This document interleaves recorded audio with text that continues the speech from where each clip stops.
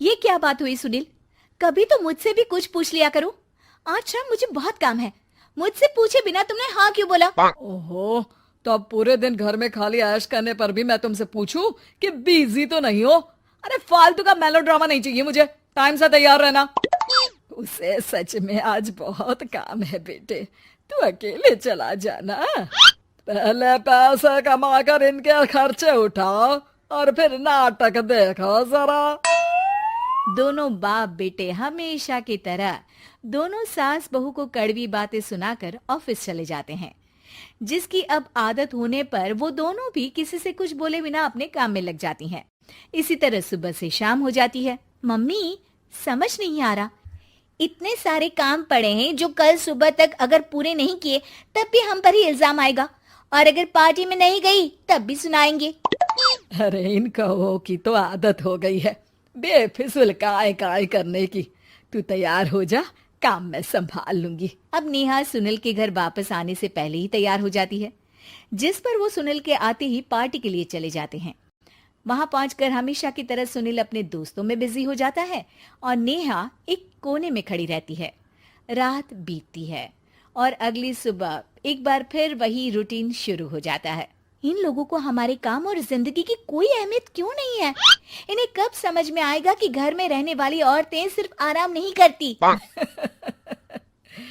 बेटा मेरी तो उम्र बीत गई यही सोचते हुए, पर आज तक ना वो बदले और ना जवाब मिला।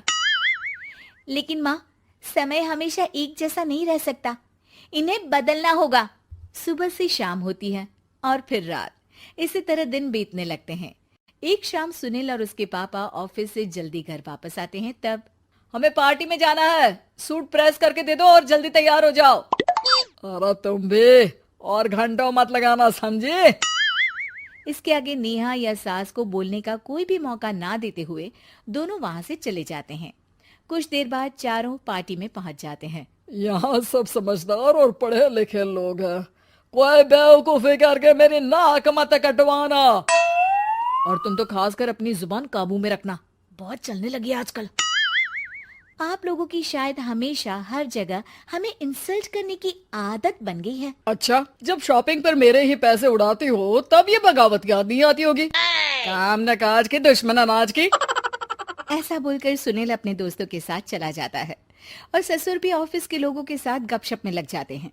लेकिन सुनील की बात से परेशान नेहा और उसकी सास वहीं एक कोने में खड़ी रहती हैं। शांत हो जा, कर ही क्या सकते हैं। चल कोल्ड ड्रिंक पीते हैं, गुस्सा उतर जाएगा। जैसे ही नेहा और सास कोल्ड ड्रिंक लेने पहुंचती हैं, तो उन्हीं के बराबर में अल्कोहल का काउंटर देखकर नेहा का चेहरा चमक उठता है। वो मुस्कुराकर सास के कान में कुछ कहती है और दोनों पीना शुरू करती हैं। कुछ देर बाद दोनों चिल्लाते हुए अपने अपने पतियों को ढूंढने लगती है। कहाँ है सुनील? देख, तेरी असलियत आ रही है। कहाँ है सुनील के पापा? देखो, तुम्हारी शामत आ रही है। ये नजारा देखकर पार्टी वहीं थम जाती है। सब लोग उन्हें ही देखने लगते हैं। ये है मेरे पति। अरे काहे के पति? इनसे शादी करके तो मेरी किस्मत है फूटी।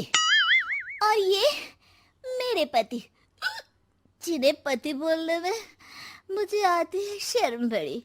चलो आज आप लोगों को इनके असली रूप से मिलाते हैं, जिसमें ये अपनी पत्नियों की रत्ती भर भी इज्जत नहीं करते। हर समय उन्हें खरी खोटी सुनाते रहते हैं। हर जगह बिना मौका और माहौल देख उनकी उनकी सेल्फ रिस्पेक्ट की धज्जियां उड़ाते रहते हैं। क्या बोलते हो कि घर में रहकर हम करते ही क्या है? अगर ऐसी बात है तो कल से खुद अपने कपड़े धोना, प्रेस करना, सब्जी खरीदना, खाना बनाना और पसंद ना आने पर दोबारा बनाना, जैसे हम करते हैं ना।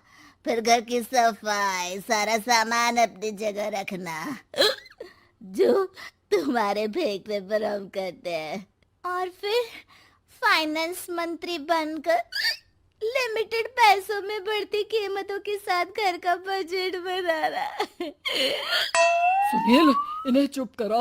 अपनी तो कोई इज्जत है नहीं, हमारी भी खराब कर रही है। हाँ, ये तो और बढ़िया है। अब अच्छे से सुनो। नेहा, ये क्या ड्रामा है? ड्रामा तो अभी शुरू हुआ है जी।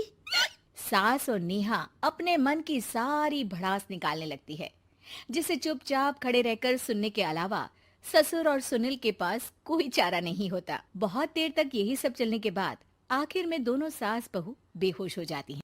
अगली सुबह सिर दर्द के साथ दोनों की नींद अपने अपने कमरे में खुलती है, जिस पर उनके पति उन्हें हॉल में लेकर आते हैं। मेरा सिर इतना दर्द क्यों कर रहा है? मेरा भी। इतनी देर में ससुर 2 गिलास नींबू पानी लेकर रसोई से बाहर आते हैं। ये लो नींबू पानी, इससे सिर दर्द ठीक हो जाएगा। हम दोनों आपसे कुछ कहना चाहते हैं। सास बहू हैरानी से एक दूसरे को देखने लगती हैं। तभी दोनों बाप बेटे उनसे माफी मांगते हुए कहते हैं, हमें कभी एहसास नहीं हुआ कि अपने ईगो में हम दोनों आप लोगों के साथ कितना बुरा कर रहे हैं। आज से हम भी घर के काम में हाथ बटाएंगे। और नेहा, मैंने तुम्हें जॉब करने से रोका, उसके लिए भी सॉरी। तुम्हें जो करना है करो। ये सब सुनने के बाद सास बहू मुस्कुराते हुए एक दूसरे की तरफ देखती हैं। अल्कोहल वाले काउंटर पर बैठकर कोल्ड ड्रिंक पीकर थोड़ा ड्रामा करते हुए आज इन्हें सबक सिखा ही देते हैं।